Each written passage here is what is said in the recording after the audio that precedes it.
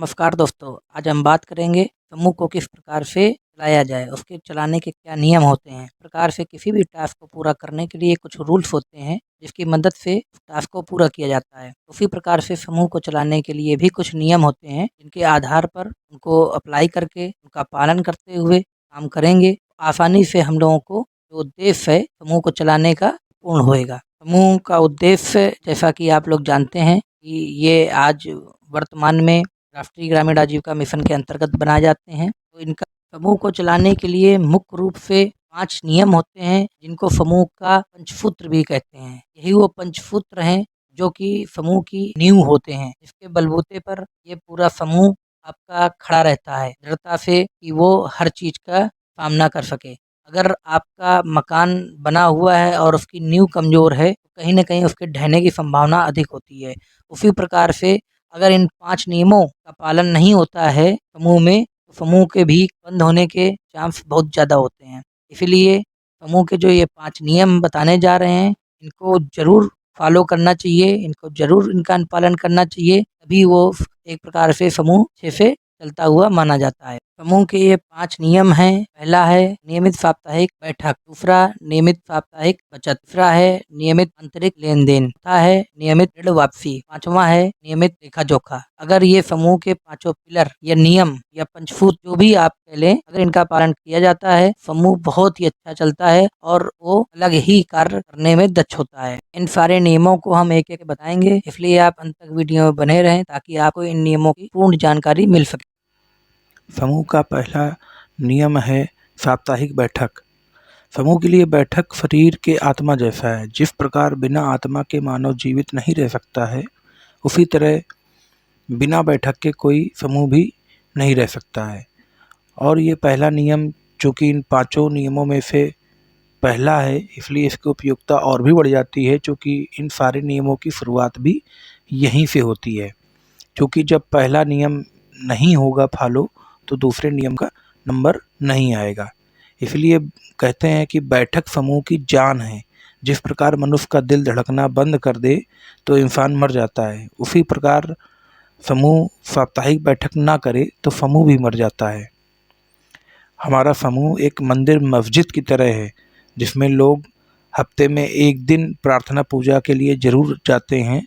उसी तरीके से समूह एक पूजनीय स्थान है, जिसमें बैठक एक पूजा की तरह है, जिसमें हफ्ते में एक दिन जाना ज़रूर चाहिए।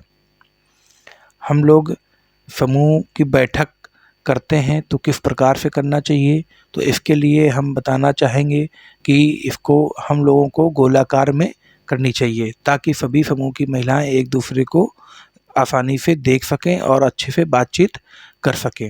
तो पहला नियम जो हमारा साप्ताहिक बैठक का है, तो ये बहुत ही ज़रूरी है।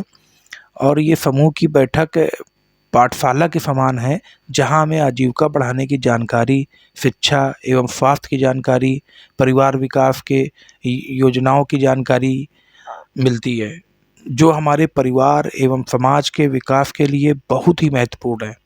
समूह की बैठक हमारे लिए सोचने का एक मंच है, जहाँ हम अपनों के साथ साथ दूसरों के बारे में भी सोचते हैं कि हम अपने विकास कैसे कर सकते हैं, अपने लोगों का विकास कैसे कर सकते हैं, अपने गांव का विकास कैसे कर सकते हैं, हमारे गांव की जो समस्याएं हैं उन पर भी हम लोग चर्चा करते हैं। तो बैठक में आने से ये सारी चीज़ों को एक मंच मिलता है। तो बैठक में समूह में पारदर्शिता भी आती है। समूह में बैठने से एक दूसरे के प्रति विश्वास बढ़ता है और समूह में किसी प्रकार का कोई मतभेद नहीं रहता है।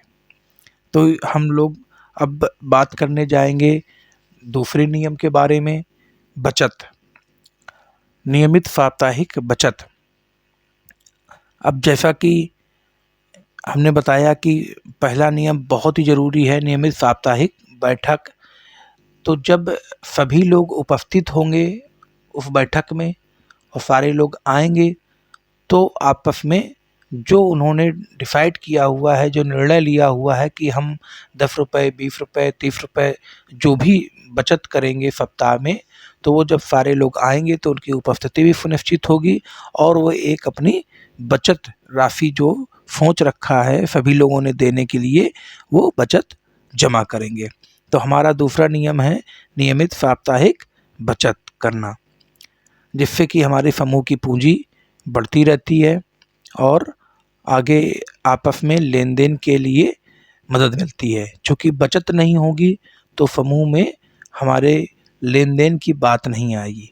तो अब हम बात करते हैं नियम थर्ड की, कि नियमित आंतरिक लेन देन। अब अगर हम बचत कर रहे हैं तो एक हमारा धनराशि इकट्ठा होती रहती है समूह की सभी लोगों के द्वारा, उस पे अगर बैंक में डाल देते हैं तो वहाँ से भी कुछ ब्याज मिलता है। यदि बैंक में नहीं डालते हैं, किसी हमारी दीदी को ज़रूरत है पैसे की, तो वो पैसे लेती हैं और जो समूह के द्वारा निर्णय लिया गया होगा कि इतने % का हम ब्याज लेंगे, वैसे आमतौर पर आज कल 1% महीने का ब्याज लगता है। कि यदि आपने 1000 रुपये लिया है और उसकी 10 किस्तें बनी हुई हैं 10 महीनों में देने के लिए, तो आपको 1% का ब्याज देना रहेगा। कि मान लीजिए 1000 रुपये लिया तो पहले महीने आप 100 रुपये की किस्त देंगी मूलधन, और 1% पूरे 1000 का 10 रुपये ब्याज बना तो 110 रुपये देंगी। 100 रुपये मूलधन और 10 रुपये ब्याज। और जब दूसरे महीने होगा तो 900 रुपये चूँकि मूलधन बचा आपका देने के लिए, तो उसमें 100 रुपये की किस्त आपने दी और 900 का 1% 9 रुपये ब्याज दिया। तो इस प्रकार से महिलाएं जो अपनी ज़रूरत है, गरीब महिलाओं को जो छोटे मोटे काम के लिए छोटी मोटी ज़रूरत पड़ती है, वो इस बैठक में, वो साप्ताहिक बैठक में लेन देन के दौरान वो ऋण ले सकती हैं। अब हम बात करेंगे नियम नंबर 4 की, जो कि हमारा नियम जैसा कि देख रहे हैं बताता है कि नियमित ऋण वापसी। कि यदि आपने अपनी ज़रूरत के लिए किसी महिला ने या किसी दीदी ने पैसा लिया हुआ है, तो उसको वो उस बैठक में जो भी 1 महीना हो चुका उसका किस्त की अदायगी का समय हो गया, तो उसमें वो नियमित जो है उसको किस्त वो देगी मूलधन और ब्याज के साथ में, ताकि समूह की अन्य महिलाओं को भी अगर ज़रूरत पड़ती है तो उनको लेने के लिए पैसा मतलब बना रहे। तो नियम हमारा 4 हो गया। और नियम नंबर 5 है कि इन सभी चीज़ों को हम लोग याद नहीं रख सकते हैं कि जो है कब किसने क्या लिया, कितने की किस्त है, कितने का देना है, कितना मूलधन आ गया, कितना ब्याज आ गया। और कभी कोई आपस में अगर समूह के लोग कहें कि ये तो दिक्कत हो गई, ये किसी इन्होंने इतना लिया था, उन्होंने इतना लिया था, और आगे चल के कोई झगड़े के ऊपर मतलब उत्पत्ति ना हो, तो इसलिए उसके लिए सबसे अच्छा तरीका है लेखा जोखा, जो कि नियम नंबर 5 कहता है कि आप जो भी करें, जो भी बातचीत करें, जो भी चर्चा करें, उसको लेखा जोखा ज़रूर करें। और ख़ास करके कि नियमित अपनी जो भी लोग आए उपस्थिति हुई बैठक में, फिर जिन्होंने जो बचत जमा करी, फिर जिसने जो ऋण लिया, जिसने अपनी किस्त को वापस किया, तो इन सभी चीज़ों को लिखित में एक उसमें ज़रूरी है। तो उसी के लिए रजिस्टर में सब ये मेंटेन करती हैं एक दीदी जो है समूह की लेखा होती हैं, पुस्तक संचालक। तो वो जो है इसको करती हैं लेखा जोखा, जिससे कि आपस में पारदर्शिता रहती है, कोई लड़ाई झगड़े की ज़रूरत नहीं पड़ती है कि लोग लड़ाई झगड़ा करें इस चीज़ को लेकर के। तो अब आपको हमने बताए पूरे सारे ये नियम, इनको अच्छे से अगर फॉलो करेंगे, इनको अच्छे से नियम का अनुपालन करेंगे, तो आपका समूह बहुत ही अच्छा होगा और अच्छे से चलेगा भी। और अच्छे समूह के ये लक्षण भी हैं कि वो प्रॉपर जो है अपने नियमों का पालन करके, बैठक करके और बचत करके अपनी समूह की धनराशि को बढ़ाए, और समूह को जब भी ज़रूरत हो तो ये करे। तो आज के इस वीडियो में आपने देखा कि ये 5 नियम जो बहुत ही महत्वपूर्ण हैं, इनका अच्छे से पालन करना है, जिससे आपका समूह अच्छे से लंबे समय तक चल सके और उससे कुछ आजीविका भी आपकी बढ़ सके।